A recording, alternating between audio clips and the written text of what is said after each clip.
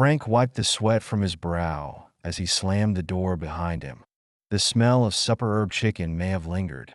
The air, yet the home remained silent. His heavy boots scraped across the hardwood as he proceeded toward the kitchen.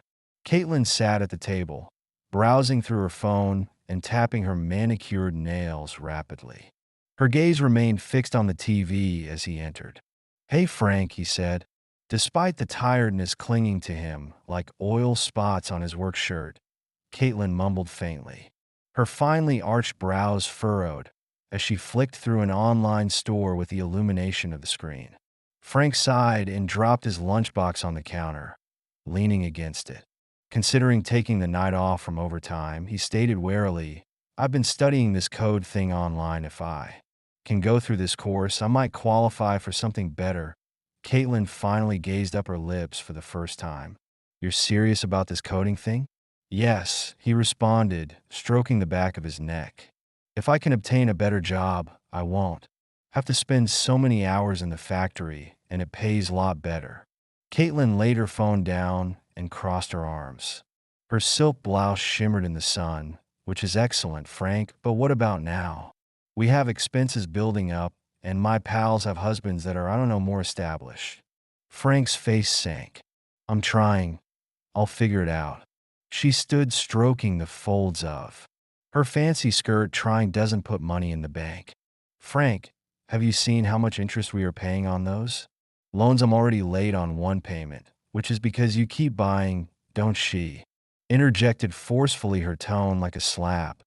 "Don't you dare make this about me. I guess I appreciate having to buy these things. I need to look decent, Frank. What do people think of you?" Frank clenched his jaw, swallowing back the argument swelling in his breast. "It is not. It's about looking good for them, Caitlin, and making sure we're okay." Caitlin's eyes softened as he sighed heavily. "They're drowning us." "Only slightly. You know I can't work a 9 to 5 like you, and creativity isn't." He stared at her with the weight of his long days crushing down on him. "I'm doing everything I can for him." She shrugged, taking up her phone again. Frank did not respond, but instead picked up his lunchbox and headed to them little office and closed the door behind him as he fired up the computer. The vision of Caitlin smiling with her friends, their lives gilded with luxury, went across his thoughts, and he clutched his. He didn't know how much more he could give, but for her, he thought bitterly. The metallic hum of machinery buzzed in Frank's ears as he wiped the sweat off. His brow and back ached from hours of hauling heavy goods and operating. The notion of another day, ending with Caitlin's demands, weighed over him like a heavy cloud. That night at home, Frank sat at the kitchen table, staring at the growing mountains of bills. The numbers didn't lie. They were barely holding afloat ever. Paycheck disbursed into loan payments, credit card debt, and home bills. His dream of finishing the online course and escaping the factory seemed to be slipping farther and further away from him. Dropped the calculator and ran a hand through his damp hair. If only she'd stop buying. The front door creaked open and Caitlin swept in a gleaming purse dangling from her arm. It was brilliant red. Frank's heart plummeted when he noticed gold highlights that caught the kitchen light. "That fresh?" he inquired, his voice low. Caitlin looked at the bag, shaking off his question. "Oh yes, but don't worry about it. Was on sale." And Frank's voice rose as he pulled one of the bills off the. "We're drowning in debt, Caitlin, and you promised to stop." Caitlin rolled her eyes, placed the bag gently on a chair as if it were a priceless treasure. "You're overreacting. Look presentable. What would people think if I walked there with some crappy old thing?"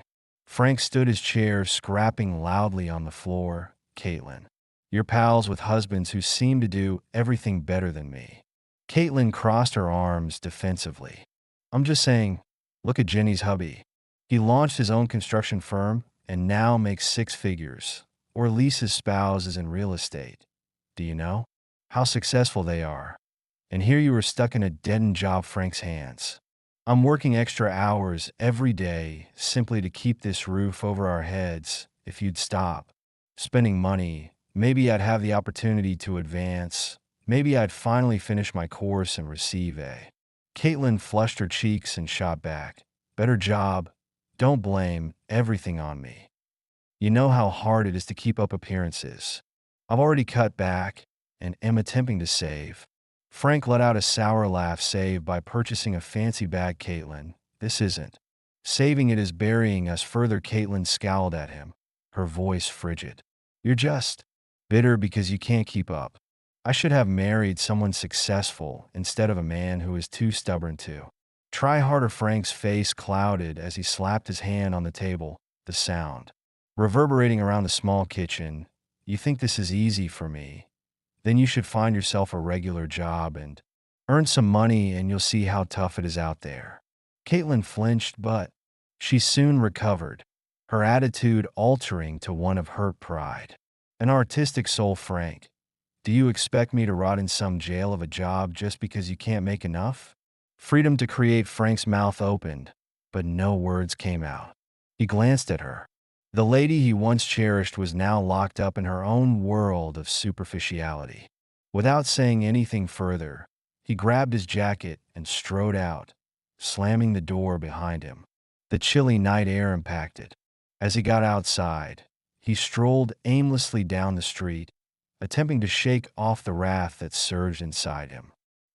But while the stars flickered overhead, one question kept looping back in his mind.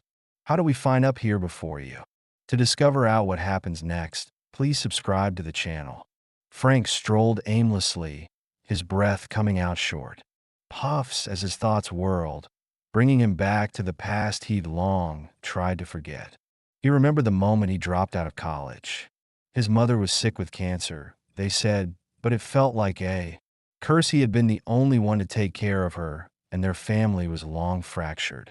He had high aspirations, including getting a degree, having a nice career, and even traveling.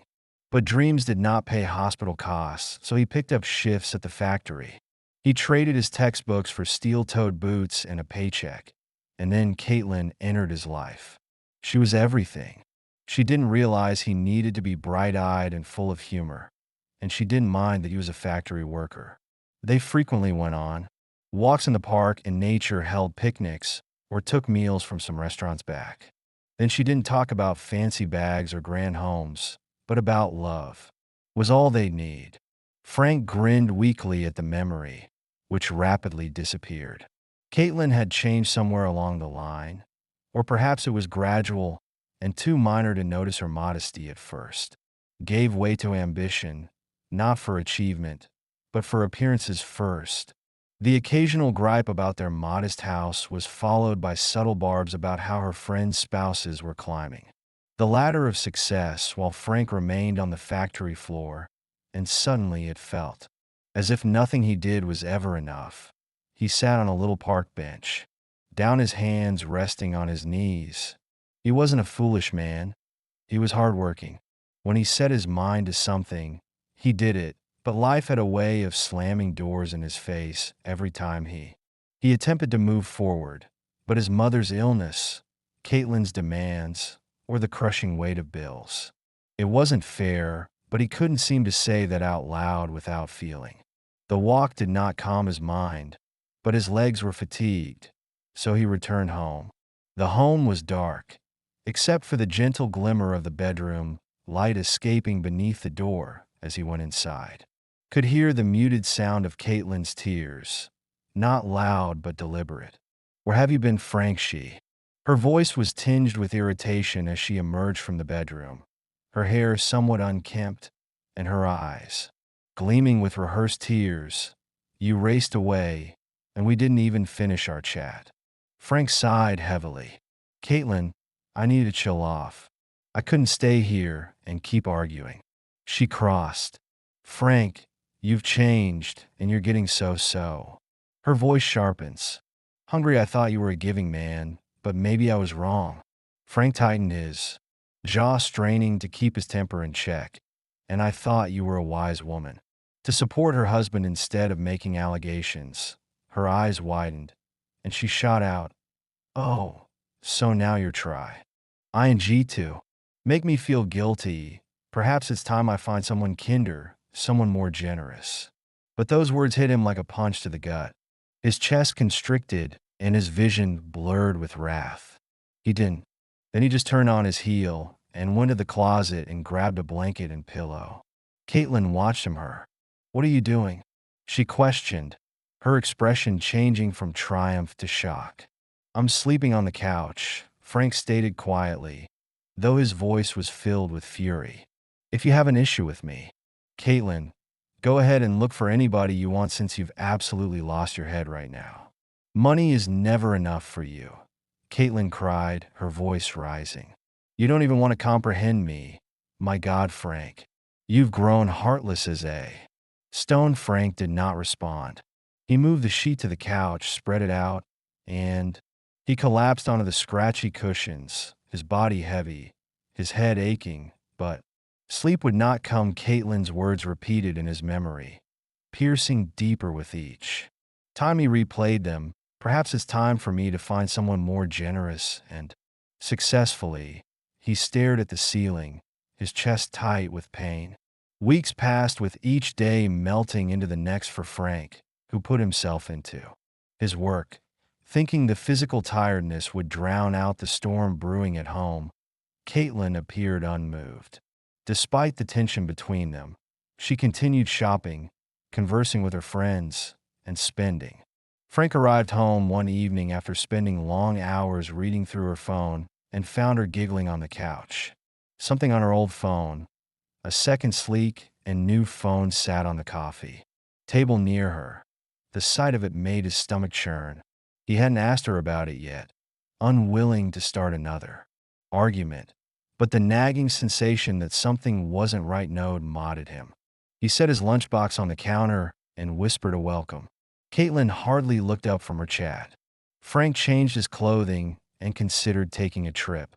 He sorely needed a break, not simply from the factory, but because of the constant pressure Caitlin's behavior was putting on him. Perhaps a few days away would enable him. He needed clarity to decide out what to do next. When he went to the living room, Caitlin was gone, her laughter echoing weakly from another room.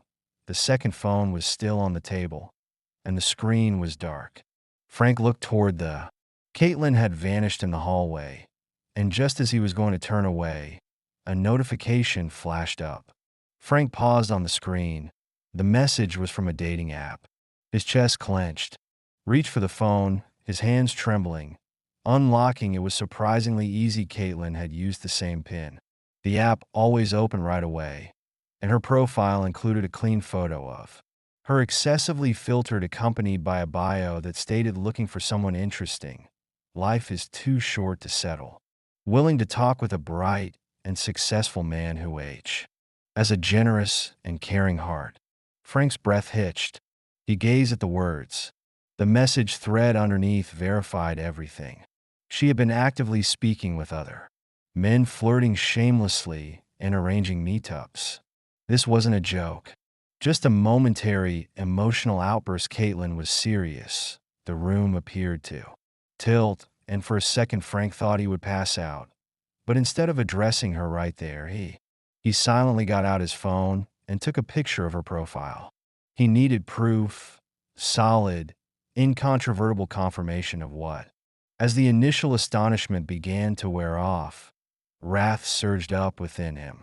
It wasn't just the dating app or the debt she had buried them in. It was the brazen disregard for everything they constructed together. Frank had given up so much for Caitlin, and now she was throwing everything out. Later that night, long after Caitlin had gone to bed, Frank retrieved her ancient phone from the table and thumbed through her messages, his heart sinking with every word. There were plans for a creative party with her pals, with hints about meeting successful and fascinating people. Men, one message in particular stood out. This could be the perfect chance, Caitlin. You deserve better than Frank. Instead of throwing the phone across the room, he calmly laid it down. With barely repressed fury, he sat back in the chair, staring at the ceiling, his mind racing. He thought this marriage was over, that there was no love left here, no trust. For years, Frank had tolerated Caitlin's demands, criticism, and her. She had an insatiable desire to live up to her friend's expectations. But this was the final straw. A line with no return, the next morning Frank trudged into work. But this time the weight on his shoulders seemed different. For years, the factory had been his lifeline. Grindstone was his prison today, but it felt like another stepping stone toward. During his lunch break, he knocked on his boss's door. "Hey, Frank." Looking up from his desk, the boss asked, "What's up, Frank?" "I need a few days off. I have some personal problems to solve with the boss," he stated in a stern voice. Arched an eyebrow, but nodded. "You've been working overtime for months. I'll accept it. Just let me know when you'll." "Coming back, thanks," Frank remarked, relieved. "I appreciate it that afternoon." Frank sat in a modest office downtown, beside a Sharpie lawyer named Douglas Burke. Man's office looked modest, yet his disposition was anything but his clean suit. Douglas's steady look exuded confidence. "Tell me everything," he said while folding his. Frank took out his phone and showed Douglas photographs of Caitlin's dating app profile. He also detailed her spending habits, loans, and her pals influencing the lawyer. The screenshots show his lips twisting into a little calculated smile. Douglas' tone was almost lewd. Her dating profile and those texts provide us a solid perspective. We'll argue that she was siphoned. ING family resources not for home needs. Support her lifestyle and attract a boyfriend. Judges don't appreciate seeing marital funds misused for infidelity. Frank agreed. "I just want out. I don't want to be trapped with her debts or the dogs." Douglas sneered at them. "Will not be an issue as for the debts. We'll need to prove they were wholly hers." Advocate of financial examination. "It will take some time, but we can trace every loan, every expensive buy, and make it clear in court that you weren't a party to it. Do it as Frank said, without." Douglas handed him a list of duties, starting with opening a new bank account. "Have your paycheck transferred there. Then gather any document you can locate, including loan agreements and bank statements. Receipts, anything that relates her expenditures to her debt. I'll coordinate with the finance examiner and begin drafting the divorce papers. We will also create a declaration about the emotional and financial toll her behavior has taken on you. And the purpose is to keep you free of her debts and limit the division of property." Frank breathed gently. There was a lot to take in, but for the first time in years, he felt a gleam of hope. Over the next 3 days, Frank followed Douglas. Caitlin had not noticed the shift yet, as she was too engaged with her social life at home. When Caitlin was out, Frank painstakingly copied every pertinent document he could locate, including loan agreements and credit cards, statements, receipts for fancy items. It all went into a folder. He felt grim sense of satisfaction as the proof piled up. "You wanted the best, Caitlin, and here it is, the money."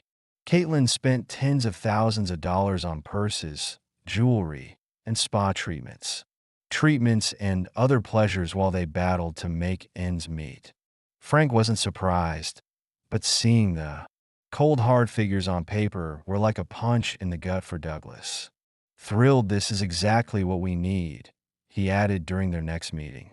"With this and the dating app profile, we have a strong argument that your marriage ended because of her irresponsibility and infidelity. Will I have to give up much in the divorce?" Frank inquired. "You could have to part with some property shared items like furniture or electronics, but we'll do everything we can to protect your." Douglas told him that his cash and future wages would be great, and he didn't have to be concerned about the dogs. Frank added, "I'm not a fan of Yorkshire Terriers, which at least often reek." Caitlin didn't know how to raise the dogs, and as the days evolved into weeks, Frank began to see the light at the end of the tunnel. The lawyer's precise strategy gave him confidence for the first time in years, allowing himself to envisage a life without Caitlin's demands, a one where he could focus on himself and his aspirations while sitting at the kitchen table one night. Frank glanced at the outdated laptop he used for his coding course. India's future seemed closer than ever, just a little longer. He thought soon this wait would be over when, after finishing all of the preparations and receiving the paperwork again, Frank decided to hand them over to Caitlin. Personally, he had just taken a vacation and came home considerably earlier than normal. Frank turned the key in the lock and pushed the door open, the midday sun casting long shadows across the living room floor. The home was eerily quiet. Despite the faint sound of music coming from the bedroom, he stepped inside, taking in the faint aroma of Caitlin's. With expensive perfume hanging in the air, he hesitated in the bedroom. Caitlin was seated at her vanity, methodically applying mascara. Lips were painted a vivid red, and a sequin dress draped on the back of a chair. Jewelry was thrown on the vanity.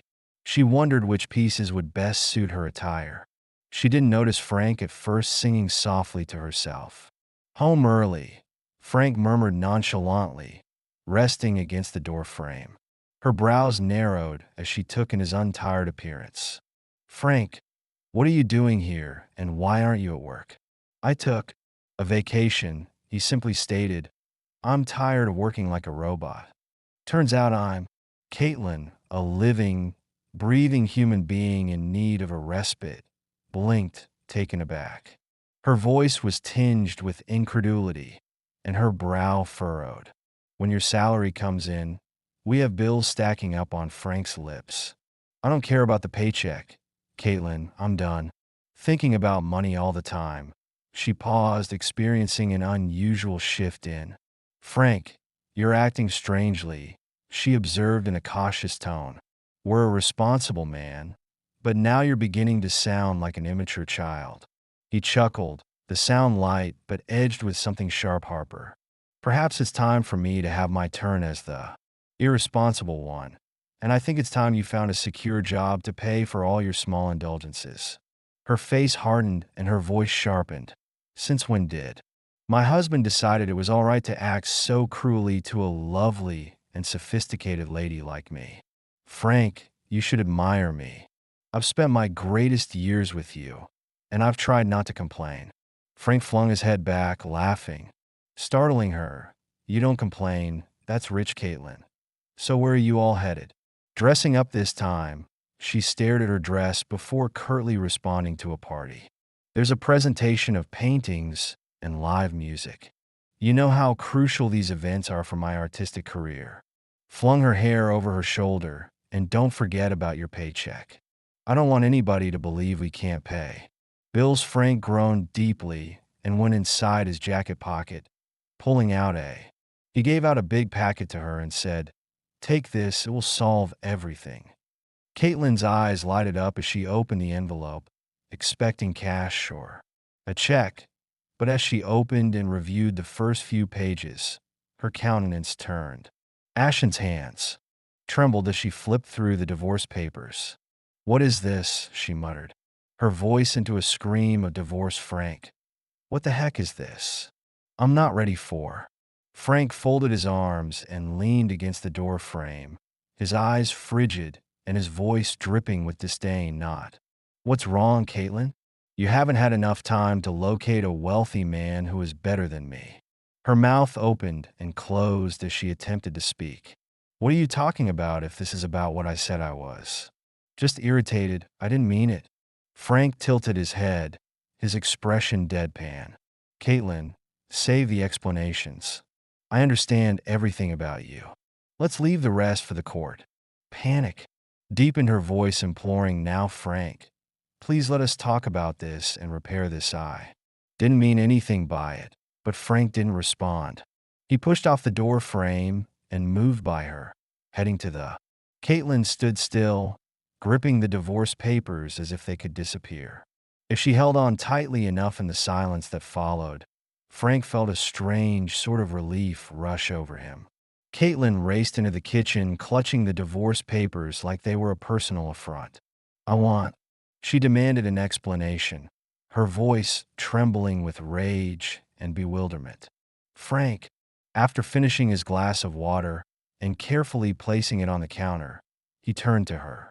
Caitlin's attitude was unconcerned, almost joyful, and he spoke in an almost pleased tone. Why don't you go to your party? You got a whole evening of whatever it is you do with these things. I have plans. Caitlin's voice cracked in exasperation as she said, What plans? Frank fixed his shirt and shrugged nonchalantly. I'm going to my own party, to catch up with. Some old buddies enjoy a couple of beers and just relax. Caitlin stared at. He was horrified, and his calm demeanor was like a slap in the face. She spat while I was trying to figure out what's going on. This is serious. Frankie gave her a weak smile. I know it's the kind that didn't reach his eyes, so I'll be returning tomorrow morning to pick up my belongings. Have a good evening, Caitlin. As he headed out the door, Caitlin hurried after him. Voice rising, Frank, I'm not letting this go. You can't do this to me. I'm still your wife. You have responsibility. Frank hesitated at the door and looked back. Over his shoulder, his speech was steady and almost too casual, with only one little. Seeing Caitlin, ex-wife, he waved dismissively and strolled outside, departing. In the days that followed, Frank remained committed to. Early one morning, he arrived at the house with a few of boxes packed. Without saying anything, she stood in the corridor, staring at him with her lips pressed into a narrow line. Caitlin had vowed to challenge him in court, sure that she might salvage something from this catastrophe. She had underestimated Frank, and more significantly, his lawyer, when the trial began. His lawyer, Douglas Burke, fulfilled their scheme flawlessly. Caitlin arrived with. Her own attorney was certain she could portray herself as the victimized party, but her confidence gradually disintegrated. Began by presenting the financial examination, detailing Caitlin's lavish spending habits. Every loan, every fancy purse and piece of pricey jewelry was laid naked for the court to see. Douglas stated that Caitlin had depleted the family's resources for her personal indulgences, leaving Frank to bear the financial burden then. When screenshots of Caitlin's dating app profile were presented, the courtroom fell silent. Douglas handed copies to the judge and stated that his voice is cool and measured, showing that Mrs. Donnelly wasn't merely abusing family funds, but was actively seeking relationships outside of her marriage while expecting Mr. Donnelly to pay her lifestyle. Caitlin's lawyer attempted to protest, but the evidence was. The judge did not even flinch as Douglas revealed the notes Caitlin had sent to her friends regarding. Caitlin attempted to meet successful men at her parties. To defend herself, she claimed the data app was a harmless distraction, the loans were essential, and she had. Despite being a loving wife, the weight of the data shattered her arguments. The judge was dissatisfied when the final verdict came, and Caitlin was left to face. As a result of her conduct, the judge ordered her to take full responsibility for the debts she had. In order to repay the loans, she was obliged to sell much of her belongings, including her beloved jewelry and designer bags. Unfortunately, their common property was also harmed, but Frank was morally prepared for it. Because the lawyer had warned about it, his future income was secured, and he was freed of any liability for Caitlin's financial catastrophe. 6 months after the divorce, Frank's life shifted. In ways he hadn't imagined conceivable, he clocked in at the factory, but without the weight of Caitlin's ceaseless demands, and debt no longer felt like a prison. Therefore, he took more days off, enjoying evenings spent working on his online classes and improving talents that had always been just out of reach. Frank's tenacity paid off one crisp fall morning when he opened an email. Offer him a career as a junior developer at a small IT firm. The compensation wasn't tremendous, but it was plenty. More importantly, it was a step toward the life he had always desired, a life where hard effort paid well and he could finally leave the factory behind. While Caitlin's life has disintegrated, news of her divorce and the debt she had accumulated circulated rapidly among her friends and acquaintances, the same ladies she had tried so hard to please and now spoke about her behind her back. their sympathy thinly cloaked with smug. For the first time in her life, Caitlin had to accept a position as an entry-level sales associate at a luxury. She spent long days on her feet folding clothing for CU Stammers who reminded her of the life she used to. Flaunt Caitlin had never been able to find a rich and generous man to date, but the men immediately learned that. Caitlin only cared about money. She blamed Frank for her problems, creating stories about his coldness and selfishness. Anyone who would listen, but her stories drew little sympathy as people saw through her facade and her audience shrank with each retelling. Frank, on the other hand, thrived in his new work. His confidence, and he found satisfaction in simple things: a weekend trek, a nice book, during a quiet beer with friends. He no longer felt tethered to someone else's ambitions or judgments for the first time. He could focus on himself and enjoyed the man he was becoming, Frank. As he came into his old factory for the final time to gather his possessions, his co-workers applauded him on, pleased of his plunge into a new job. Standing in the parking lot, Frank took a long breath of the clean air and let it fill his lungs with a sense of possibility. If you love the narrative, please subscribe to the channel. I wish you a pleasant mood. Good luck.